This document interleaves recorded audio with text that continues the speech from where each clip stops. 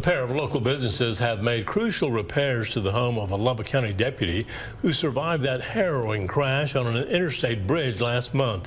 Armstrong Plumbing, Air and Electric repaired one of the deputy's HVAC system at no cost this morning. It's a partnership with the Lennox Foundation to support local heroes, something they typically do only once a year.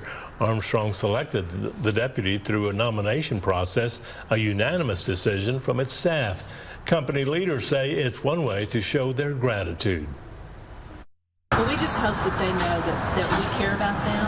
They do a lot for our community, and that we wanted to give back to them and let them know that we care about them too. Lubbock has so many deserving people and other heroes that are there. We need to look for them every day and try to find them, not just once a year and try to do something special. We've got a lot of people that we need to give thanks to.